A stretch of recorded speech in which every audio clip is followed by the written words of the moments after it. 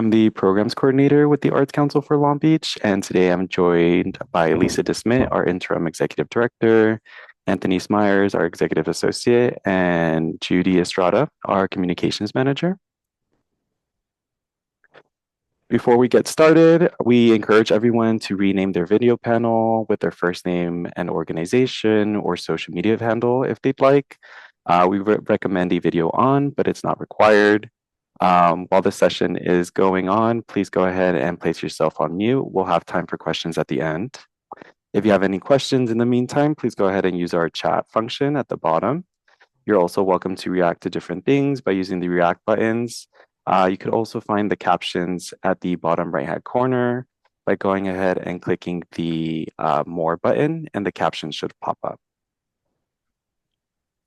So we'd like to do a land acknowledgement before we get into the session. We recognize that we work on the unceded traditional and sacred lands of the Tongva, Kish, Akchamin, and Chumash, and the many other indigenous groups who call these grounds home. We honor and extend our gratitude to all the original people still living in this region. Our mission here at the Arts Council is to cultivate the physical, social, and economic characteristics of Long Beach neighborhoods by nurturing and enlivening the arts. Our vision envisions a thriving Long Beach that benefits from universal participation in the arts. And a little bit about our grants. We are the stewards of the diverse and thriving arts community of the city of Long Beach. We were formed by local leaders in 1976 who wanted to nurture, cultivate, and inspire the artists in our community. Our past and present leadership has stayed true to this mission. Today, our work ensures that established artists are supported, new artists are discovered, and that the arts, which are critical to a vibrant and diverse community, will always thrive in our city. And so for the main session, we will be discussing our Imagine28 grants today. And so the Imagine28 grants celebrate the exemplary artistic vision of local artists and organizations. This program will support public art projects that showcase and reflect Long Beach identity, history, and culture in anticipation of the 2028 Summer Olympics. Best practices toolkit for public art projects will also be developed with grantees during this program period. So we are building what are being called arts activation zones across the city to show off the iconic culture of Long Beach. The goal is to highlight and promote our local history, identity, and neighborhood pride with projects that can include live music, murals, workshops, festivals, public performances, etc. So we're really trying to focus on the public aspect of this grant because we really want to make sure that people are out seeing the different council districts, the different neighborhoods, the different parts of Long Beach that comprise the entire city. And just give me one sec to move something. And our impact is to help our communities lead the way before, during, and after the International Summer 2028 events. And so this grant program is being offered in 3 different grants, and we're investing $10,000 to $20,000 in artists and organizations. The program period will be from August 1st, 2026 through December 31st, 2026.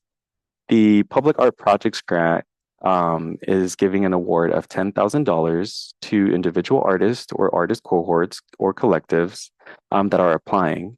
These artist cohorts or collectives can be up to 4 artists. The Neighborhood Grant is awarding $12,500, and this is geared towards arts, historical, cultural, and or community-based nonprofit organizations or non-incorporated organizations with fiscal sponsors. And the Measure B and Operating Recipient Grant is awarding $20,000 to current Measure B and Arts Council for Long Beach Operating Grants 1 and 2 grantees. So this bottom grant is only eligible to those people who are receiving that funding. And so, as I mentioned, as part of this grant program, we're going to be developing a best practices toolkit for any other public art projects that people might want to put on prior to the events or post the events. And so grantees are expected to participate in 5 monthly cohort meetings to develop these best practices. This will be shared as a collaborative community resource once we finalize it by the end of this grant program. And so the monthly meetings are listed below. These are currently not set in stone, but these are currently being drafted. But we're envisioning having the meetings on the first Friday of every month at 1 p.m. So anybody who is awarded is expected to either attend themselves or have someone or a representative of the organization attend in order to complete the requirements for the grant program. And so the first grant program that we're going to be talking about is a neighborhood grant. And so this is the one that is designed to support organization-led public art projects. And as was mentioned, funding may be used for a variety of projects, including live music events, public performances, murals, workshops, and more. So the arts, cultural, historical, or community-based organizations headquartered in the city of Long Beach with a nonprofit status who comply with the following 4 requirements below, or non-incorporated organizations headquartered in Long Beach with an approved fiscal receiver/sponsor headquartered in Los Angeles or Orange County can also apply. So the 4 requirements below are that they have a minimum of 2 years of arts and cultural programming in Long Beach, that they use qualified artists or professional arts administrators in their programs. They have a confirmed program schedule and secured venues, and disciplines may include, but are not limited to, visual, performing, literary, audio, media arts, and/or the folk and traditional. And so some ineligible applicants are current Arts Council for Long Beach staff, organizations with executive management who are currently Arts Council for Long Beach staff or serve as board members of the board of directors or have immediate family member connections to the Arts Council for Long Beach staff or its board, grantees with incomplete grant contracts funded by the Arts Council in previous years, city-operated organizations or organizations that receive direct funding from the city of Long Beach, in-school programming during school hours, and we also are telling anybody who's interested that they could only apply for one of the grant categories that are being offered this year.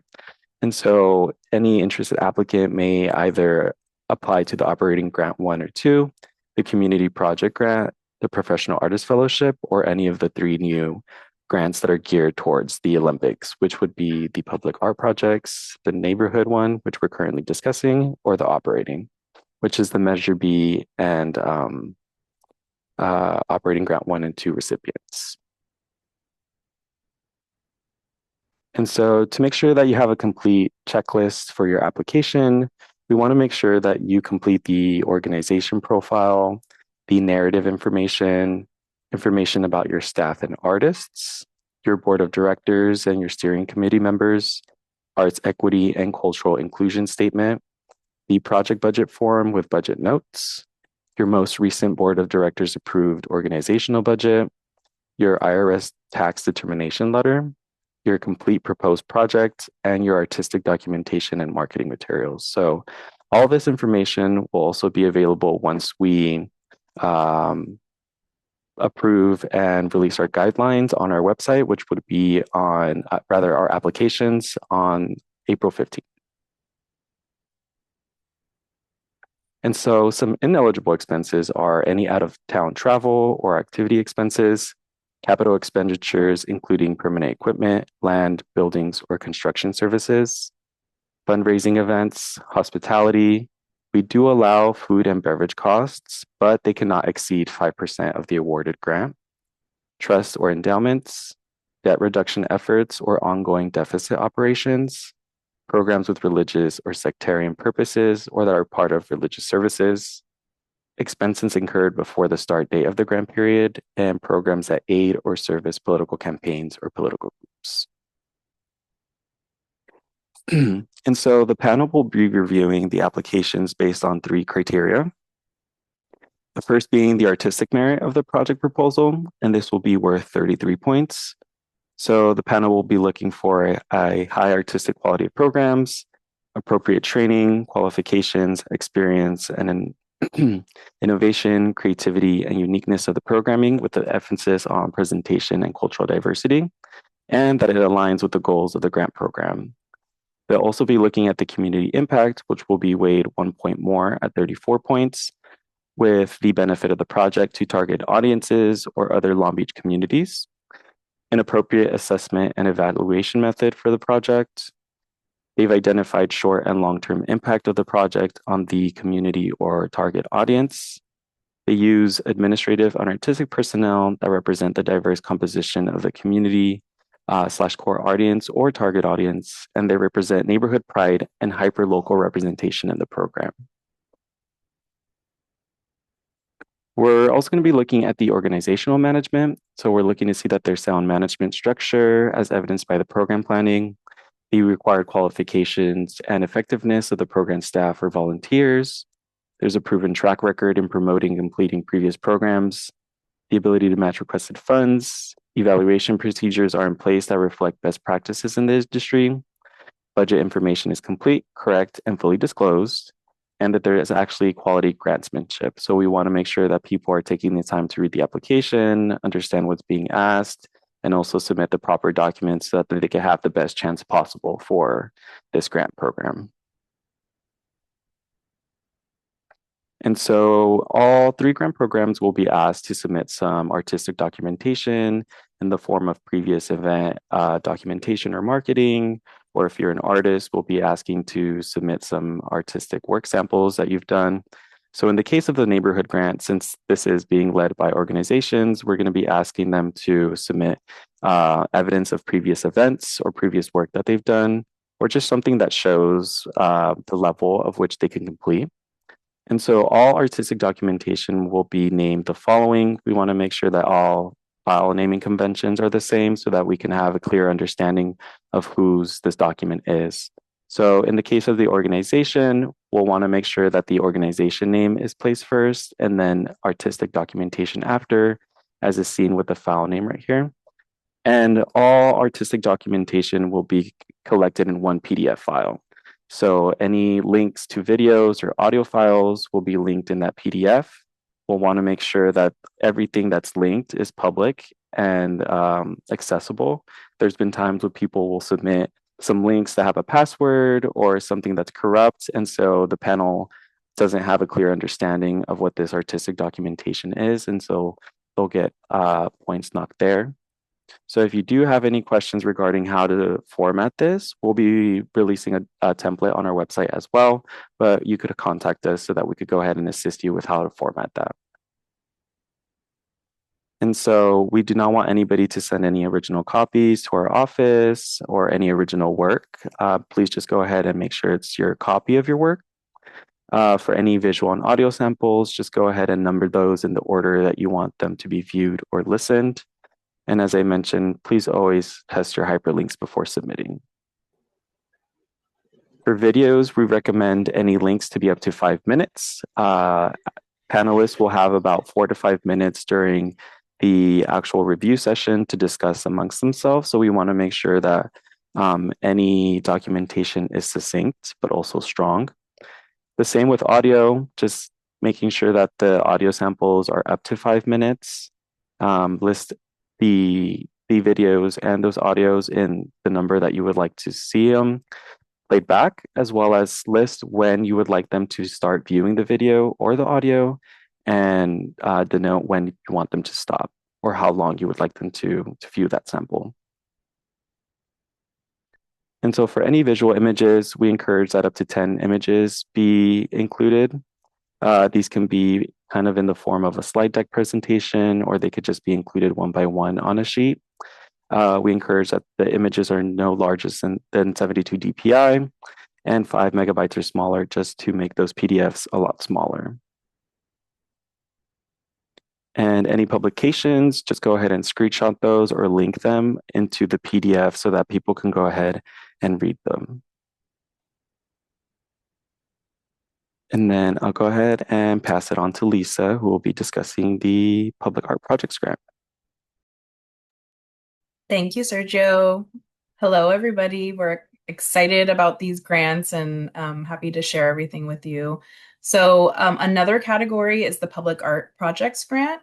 And so this supports exemplary artistic vision of local artists in Long Beach by funding artist-led projects, public art projects. So if you're thinking about the categories, what Sergio just shared with neighborhood grants, that one's really geared towards organizations or community-based, so arts and cultural organizations, historic organizations, and we've added community-based organizations. So that's new to this specific grant. But the public art grants is really more geared towards artists or individuals or collectives. So when you're thinking about which category to apply to, think about the difference between the two. So it can be used for a variety of projects, including live music events, public performances, murals, workshops, and more. So it's not just limited to visual arts. We hope that everybody can think outside the box and do some really interesting activations gearing up towards the Olympic and Paralympic Games. So for eligibility, it's for artists that live, work, or actively create in Long Beach, and it does require there to be a physical presence. So either a business license, home studio, or residence, or consistent pay stubs. So we will ask for that proof of residency, similar to our professional artist fellowship. So if you have any questions about that eligibility, let us know. We can check in with you about that.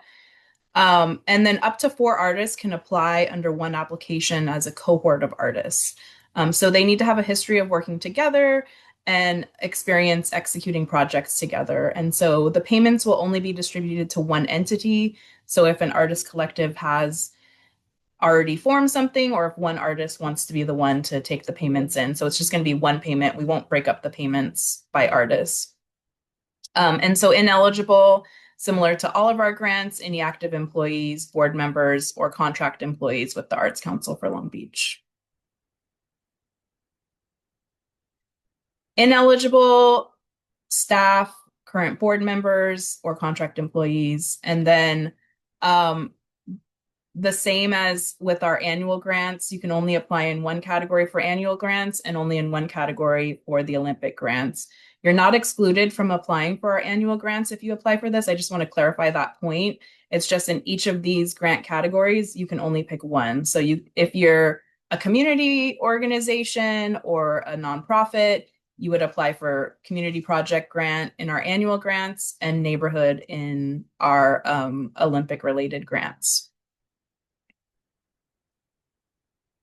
And then very similar to what Sergio shared with the neighborhood grants, we will require proof of residency or artistic presence in Long Beach. An artist statement, so if it's a collective, that would be the group statement for the collective. We do ask for an equity and cultural inclusion statement, a resume or CV, and then the proposed project and artistic documentation as well. And so how are we evaluating these? Again, it's going to be on a 100-point scale, just like the neighborhood grants, but it's a little bit different categories. So we're looking for artistic achievement and background. So that'll be 33 points of the 100. We're looking for contributions to Long Beach communities. We want to see that the artist or collective has already done work in Long Beach and isn't just coming in and doing this event. So what have you already done in Long Beach? And then the last category is the project proposal. So what's the artistic quality of the proposal? Is there appropriate training and qualifications? Innovation, creativity, and uniqueness of the program is going to be very important. And does this align with the goals of the grant program? So these are going to be highly competitive grants. There's only, I believe, 4 artists that'll be able to be awarded. I think it's 3, it's not a lot of grants, so these will be highly competitive. So the more innovative and creative that they are, and the more that it ties to the goals will be more, a successful grant.